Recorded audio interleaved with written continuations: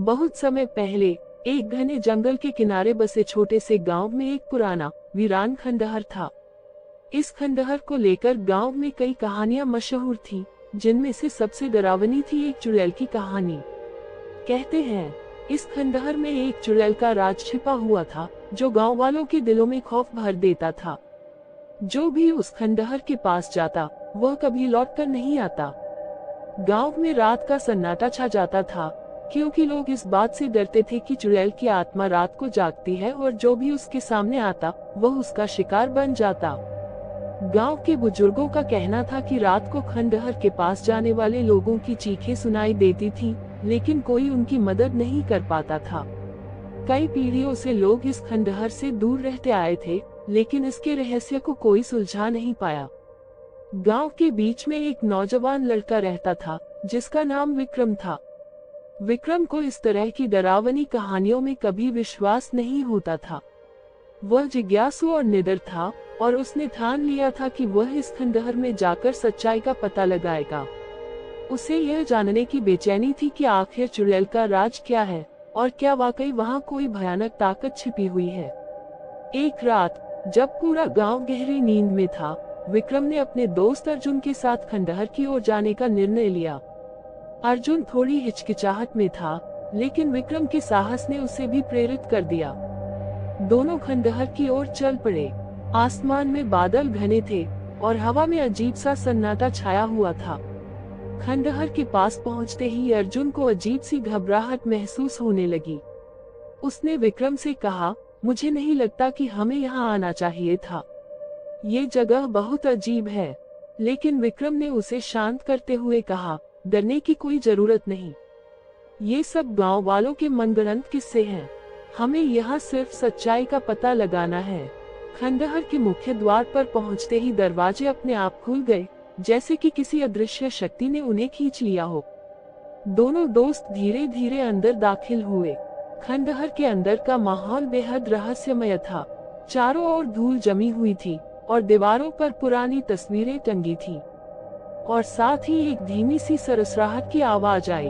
अर्जुन की धड़कन तेज हो गई, लेकिन विक्रम ने उसे हिम्मत दी।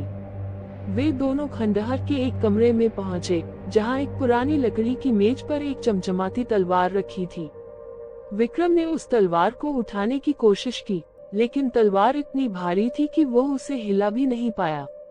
तभी अचानक उन्हें पीछे से किसी के चलने की आवाज सुनाई दी।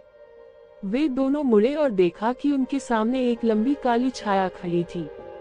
उस छाया ने धीरे धीरे आकार लिया और एक औरत की आकृति में बदल गई।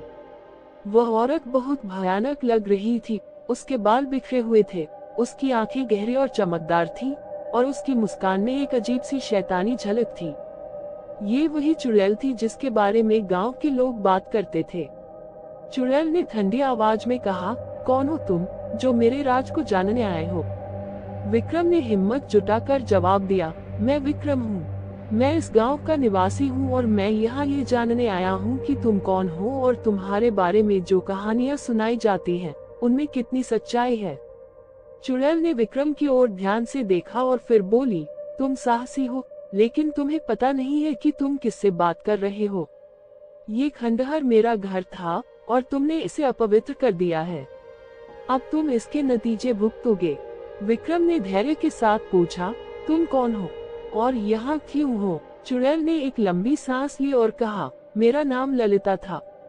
मैं इस गांव की ही एक साधारण लड़की थी, लेकिन लोगों ने मुझ पर जादू टोने का झूठा आरोप लगाकर मुझे इस खंडहर में कैद कर दिया।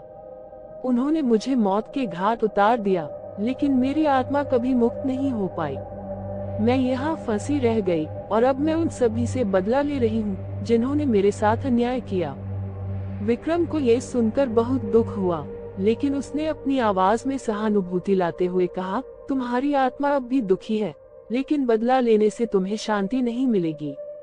अगर तुम चाहो तो मैं तुम्हारी सच्चाई को सबके सामने लाऊंगा और गांव वालों को तुम्हारे साथ हुए अन्याय का एहसास दिलाऊंगा। चुड़ैल ने गहरी नजरों से विक्रम को देखा। उसकी आंखों में पहली बार क्रोध की जगह कुछ और था, शायद पश्चाताप। उसने धीरे धीरे कहा, तुम सच कह रहे हो, मैं अब थक चुकी हूँ। इतने वर्षों से इस नफरत और बदले की भावना ने मेरी आत्मा को और ज्यादा कष्ट दिया है। अगर तुम वाकई मेरी सच्चाई को सामने ला सको, तो शायद मुझे शांति मिल सके। विक्रम ने वादा किया कि इच्छा को पूर्ण करेगा।